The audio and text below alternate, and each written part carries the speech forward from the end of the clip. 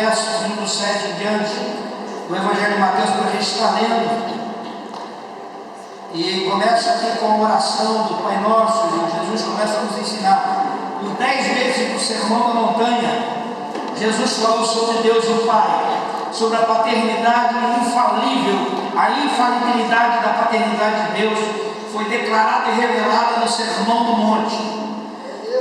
Eu tive por 3 vezes pregando no sermão, lá na montanha, onde é o Sermão da Montanha, bem onde Jesus subiu, na região da Galileia. Eu tive o privilégio já por 3 vezes pregar naquele mesmo lugar.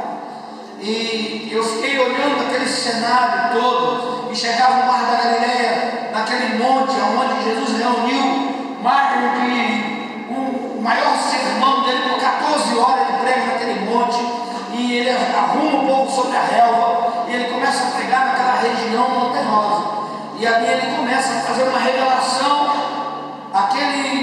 os judeus chamam daquele lugar, aquele sermão, o sermão octasional, ou seja, o sermão infinito, o sermão que, se eu começar a pregar ele todos os cultos, nós podemos esperar Jesus voltar, e eu vou ter infinitamente palavras para pregar sobre o Sermão da Montanha, porque ali ele trata de coisas inerentes ao ser humano, à vida humana, ao relacionamento com Deus, ao relacionamento com o homem, ao relacionamento com a natureza. Ali Jesus ele traz a explanação de toda a lei levítica, e ele resume ali naquele sermão, trazendo o cumprimento de toda a lei. Ele termina o seu sermão dizendo: eu não vim para desfazer da lei, mas eu vim para que se cumpra toda a lei. Eu cumpri toda a lei. Então por ele somos salvos por uma aliança que quebrou agora, ou seja, assim, que renovou a lei abraâmica, a lei mosaica, e nós renovamos essa lei pela lei messiânica, pela aliança messiânica. Essa aliança, ela não é que ela destrona toda a lei, mas o fim da lei é Cristo, ou seja, a fim de que se cumpra tudo. Jesus não veio e disse: você não pode mais cumprir a lei. Ele falou: na lei diz isso, na lei diz que se você deitar com outra mulher, você pratica adultério, mas eu vos digo, se você olhar para uma outra mulher e desejá-la, você já praticou adultério. Ele vem trazendo uma palavra muito mais forte, muito mais com uma rigidez grande a respeito da lei, e mostrando que a lei não salva, mas que a lei era necessária para o homem, para que ele viva em abundância. Ele precisa de entender que a lei o facilita. Ele cumprindo a lei, ele vive uma vida saudável, ele vive uma vida feliz. A lei não foi feita para subjugar o homem, mas para que o homem vivesse com saúde, tanto mental quanto espiritual, quanto relacionamento com outra pessoa. E agora ele fala isso nesse Sermão da Montanha. E hoje eu quero falar sobre essa paternidade. Na lei ele mostra também sobre a paternidade de Deus. No Sermão da Montanha ele traz a revelação que o homem tinha Deus como um rei, que estava sentado no trono, aonde é muito distante de mim e de você. Deus como rei, Deus como o distante, Deus como castigador, Deus como um peso na nossa vida. Mas agora ele traz a revelação que esse Deus é nosso Pai, que nós somos filhos dele. E eu quero com vocês hoje estudar um pouquinho isso aqui. Abre Mateus capítulo 6, versos 1 do 7 em diante. Nós vamos estar lendo ali o Evangelho de Mateus, onde Jesus começa a ensinar sobre a oração do Pai Nosso. Quem achou, diga amém. E aqui diz assim: orando, não useis de repetições como os gentios, porque presumem que pelo muito falar serão ouvidos. Não vos assemelheis, pois, a eles, porque Deus, o vosso Pai, sabe que tendes necessidade antes que lhe peçais.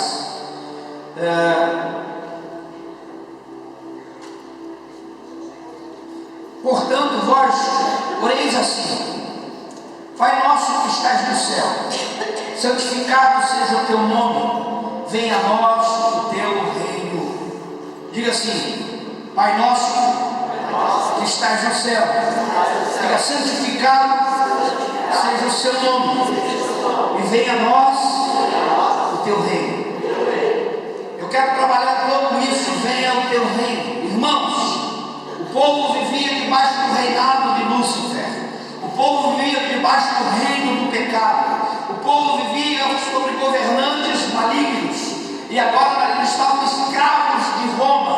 Porque quem era o governo naquela época era Herodes. Herodes estava ali cuidando daquele povo. E debaixo deles eles eram subjugados a altos juros, a altos impostos. Eles viviam, tudo que eles trabalhavam, tudo que eles ganhavam, tudo que angariavam, eles não podiam ter riquezas. Nem o colono, nem o homem que tinha comércio, ninguém, porque o governo papava todo o seu lucro. E o povo simplesmente subsistia, existia. O povo agora estava subjugado a um reino maldoso, um reino maléfico, um reino limitador. Essa é a palavra correta. Um reino que coloca limites para o homem. Um reino que não permite o homem que não fosse romano a ter um crescimento. Por isso eles odiavam os cobradores de impostos. Por isso Mateus era odiado. Por isso uma vez Jesus foi falado: porque esse homem anda com cobradores de impostos. Significa que os cobradores de impostos eram vistos como marginais daquela época. E o povo tinha que pagar seus impostos. Eles não podiam ter nada. E quando eles juntavam alguma coisa, eles perdiam para o governo. Agora Jesus diz a ele: quando vocês orarem, ore assim: Pai nosso que estás no céu. Para os judeus chamar Deus de Pai, meu irmão, aquilo já era uma dificuldade muito grande. Aquilo para eles era um peso enorme. Eles tinham como pai Abraão, o nosso pai Abraão. Eles não imaginavam que agora, nesta aliança, eu teria permissão de chamar Deus de Pai, ou que Deus seria Pai da humanidade. Mas eles tinham uma aliança abraâmica na mão deles. E eles diziam: nosso pai Abraão prometeu, os profetas prometeram, e tudo prometeu. E eles viviam as promessas, mas eles esperavam pela promessa, mas eles não viviam as promessas.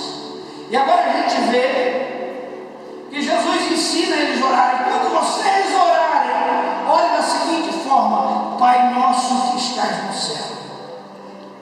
Meu Deus, irmãos, graças a Deus, eu desde católico, desde criança, eu aprendi a orar, rezar a oração do Pai Nosso.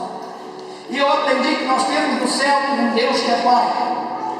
Mas eu não tinha intimidade com esse Deus. Esse Deus estava muito distante de mim. Estava muito distante da minha vida. Estava muito distante da minha realidade. E eu não conseguia ver a paternidade de Deus na minha vida, porque todas as minhas conquistas eram dolorosas. Todas as minhas conquistas precisavam de muito esforço. Era como de um escravo.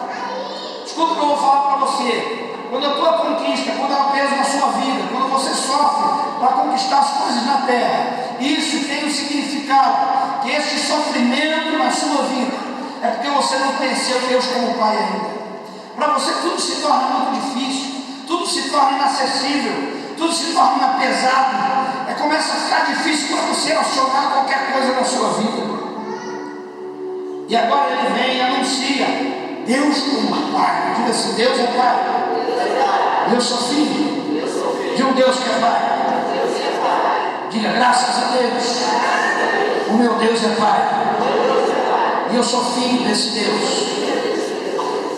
Irmãos, precisamos entender isso. Quando você começar a pedir amanhã, você tem que saber que você tem um recurso infalível. Que você tem um Pai que não te nega bem algum. Que você tem um Pai que não te nega os seus benefícios. Que você tem um Pai que não te nega o consolo. Que você tem um Pai que não te nega a sabedoria. E o maior tesouro que este Pai te deu, o que é? Qual é o maior tesouro que este Pai te deu? Posso ouvir um crente aqui? O quê?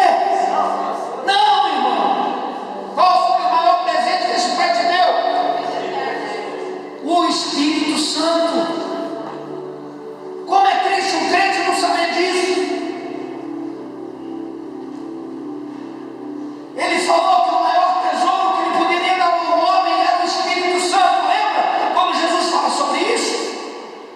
Quem ia nos dar um presente, esse presente é o Espírito Santo. O maior presente que Deus não pode dar para um homem não é dinheiro, não é casa, não é a esposa, para a esposa não é o marido, não é filhos, nada disso. O maior presente que o Pai deu para nós é o Espírito Santo. Mas as pessoas não querem o Espírito Santo, porque o Espírito Santo nos ensina tudo. O Espírito Santo nos ensina a conquistar. O Espírito Santo nos ensina a vencer. O Espírito Santo nos ensina a ser feliz. O Espírito Santo nos dá paz. O Espírito Santo nos dá longanimidade, bondade, mansidão, domínio próprio, dá inteligência, sabedoria. O Espírito Santo nos levanta. Quando você aprender a contar com o Espírito Santo, você vai começar a ser um outro homem, outra mulher. Porque o maior presente que o Pai nos enviou é o Espírito Santo. Ele fala que ele enviaria a nós um tesouro, e esse tesouro chama-se o mesmo Espírito que está no Pai, agora está no Filho e agora está em nós. Aleluia. Sabe por quê, igreja? Porque o Espírito Santo nos dá autoridade através do nome de Jesus. Nós podemos tudo nessa terra, nós somos a maior autoridade na terra. Cada um de nós somos agora herdeiros da toda a autoridade. Ele diz: toda a autoridade nos foi dada nos céus e na terra. Eu vou, Pai, fique esperando que eu enviarei no meio de vós um Espírito igual ao meu. Você sabe que Jesus disse: um Espírito igual ao meu. O Espírito que faz você andar sobre as águas. O Espírito que levanta morto da sepultura. O Espírito da vista aos cegos. O Espírito de milagre que cura o câncer, que cura a AIDS. O Espírito da alegria. O Espírito das conquistas. O Espírito que faz com alguns pães e alguns peixes 5.000 homens comer e beber, fartamente ainda sobrar. Quem você precisa, irmão? O Espírito Santo. Mas tem gente que está muito longe do Espírito Santo. Porque o Espírito Santo não habita em mentiroso. O Espírito Santo não habita em covarde. O Espírito Santo não habita nos tímidos. O Espírito Santo não habita nos maldosos. O Espírito Santo não habita naquele que odeia. O Espírito Santo não habita naquele que não perdoa. O Espírito Santo não habita.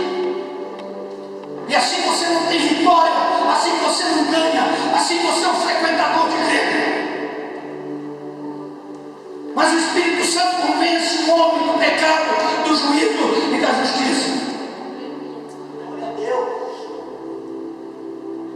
E quando ele convence o homem do pecado, ele convence o homem do pecado para a salvação. Quando ele convence o homem do juízo, ele coloca o temor no coração do homem. E quando ele convence o homem para a justiça, ele ajusta nossas vidas, ele endireita nossas veredas, ele nos faz prosperar na terra. Por isso ele disse: eu vim para que tenham vida e a tenham em abundância. Mas Jesus já veio para você, irmão. Glória a Deus. Ou só veio uma religião para você? O Espírito Santo já te visitou. Você falou em línguas algum dia? Falar em línguas é uma evidência do Espírito, mas não é o batismo do Espírito. Não adianta nada se a gente chamar o Espírito Santo para morar em nós um dia e no outro dia nós expulsarmos ele de casa.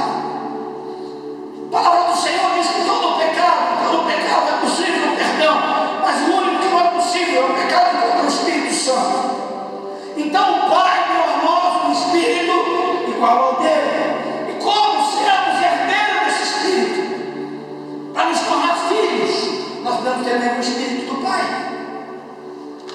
Se você não tem o mesmo Espírito do Pai, você não é filho do Pai.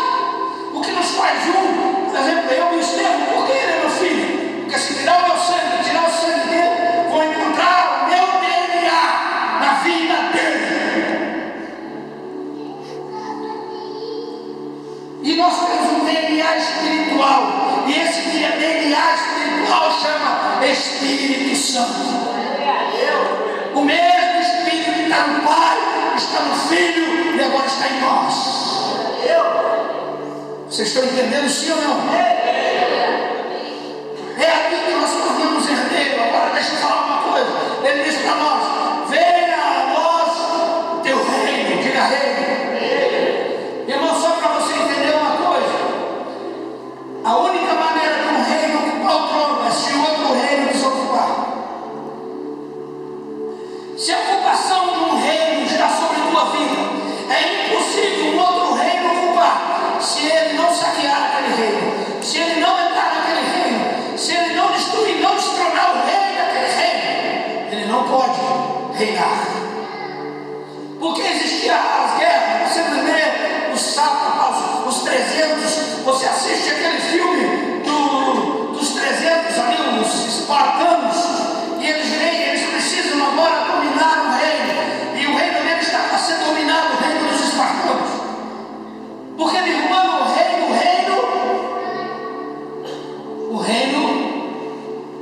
é subjugado, e o reino sendo subjugado, um outro reino ocupa. Qual é o reino que você tem que subjugar na sua vida? O reino do pecado, o reino da maldição. Você precisa apartar esse reino da sua vida. Enquanto você não apartar o reino do pecado da sua vida, o pecado ainda reina.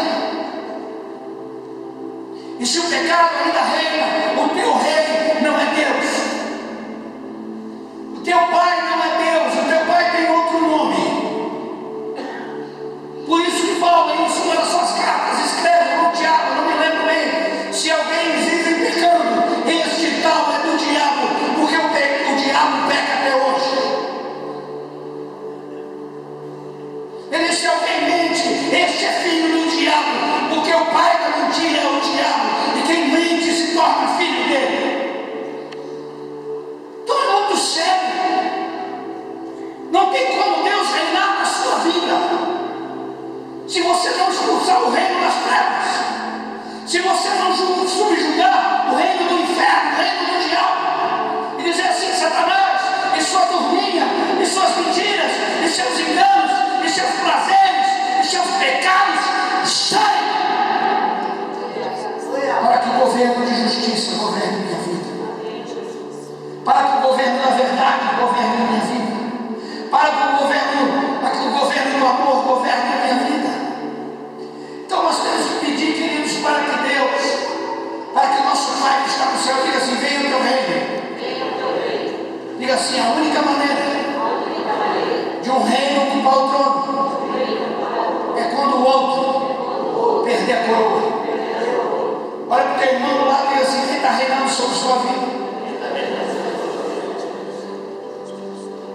Quem é o rei da sua vida? Pergunta.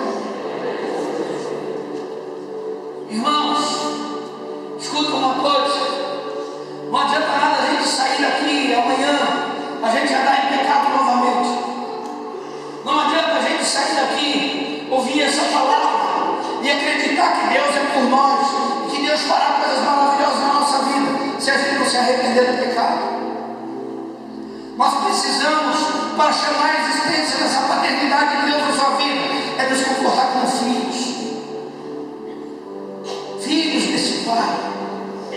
É isso que esse Pai espera de nós. Eu comecei toda essa mensagem dizendo que Deus tem ciúmes de nós, que o nosso pecado causa ciúmes a Deus. Agora eu estou falando para você que Ele, no Sermão da Montanha, fala por 10 vezes sobre a paternidade de Deus, que Deus é Pai. Irmão, que pai que quer ver um filho sofrendo? Que pai que quer ver um filho empurrando o carro na chuva? Que pai que quer ver um filho na cadeia? Que pai que quer ver um filho perecendo porque acabou o gás, porque acabou a luz, porque não tem dinheiro para pagar as contas? Que pai que quer ver um filho com o nome no Serasa no SPC? Nenhum pai.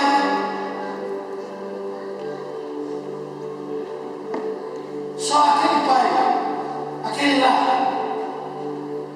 aquele maldoso, aquele que perdeu o direito do céu, aquele que me odeia e te odeia, o ladrão, aquele que veio para matar, roubar e destruir. Mas aquele pai que nos ama, ele quer assim, meu Pai quer me dar tudo. Diga tudo. Tudo é tudo.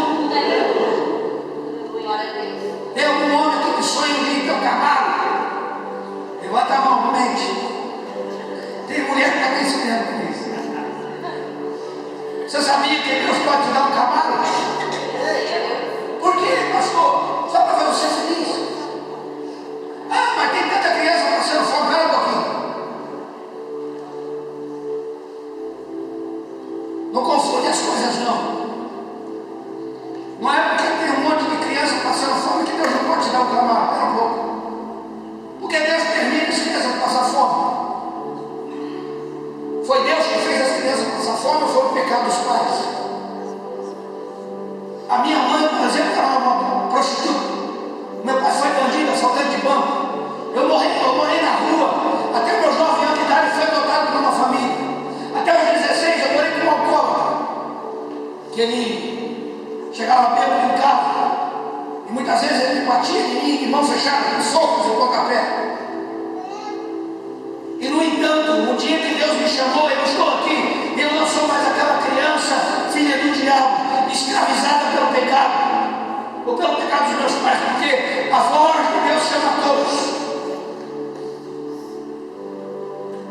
E desde criança eu sabia olhar para o céu e pedir as coisas para Deus. Eu não sabia que Deus era meu pai. Eu não sabia que eu podia conquistar tudo em Deus. Eu não sabia que eu podia me tornar um filho e ser filho dele. E eu precisava me libertar do pecado. Porque não adiantava dizer, eu também sou filho de Deus quando eu vivo no pecado. Mas conforme eu fui crescendo na fé, eu fui entendendo o que era ser filho de Deus. E eu vi que ser filho de Deus é fazer o que Ele gosta. Ser filho de Deus é obedecê-lo. Ser filho de Deus é andar na direção que Ele nos deu. Ser filho de Deus é entender o que Ele quer de mim. Ser filho de Deus é fazê-lo feliz. Sabe, quando eu vejo tudo isso, irmãos, eu fico muito feliz quando alguém na rua elogia os meus filhos.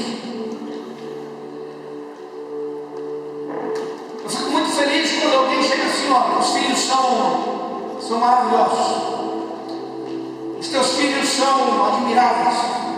Os teus filhos são sensacionais. Não tem coisa melhor para o pai ouvir do que isso. Agora, eu já vi muitos pais envergonhados. Eu vi um lance no Facebook nesses dias.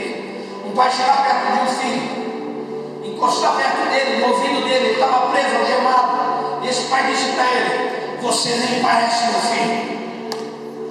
Não foi isso que eu te ensinei. Não foi isso. Eu te dei amor, eu te dei carinho. Eu te ensinei, eu te levei para a escola todos os dias. Eu fiz de tudo por você. E o pago que você tem para mim é hoje eu ver você algemado. Saiba você, eu nunca vou entrar na cadeia para te ver, porque eu não fiz esse monstro. Eu não ensinei você a ser um monstro. Você quis ser assim. Ele vira a cara chorando e vai embora. Sabe, irmãos, às vezes eu penso que Deus fica olhando para nós. E quando Ele vê nós pecando, Ele diz: eu não fiz esse monstro. Não foi isso que eu fiz uma obra-prima. Eu construí alguém feitura das minhas mãos. Eu fiz alguém que quando eu olhei, eu disse: é muito bom. Eu fiz alguém a minha imagem,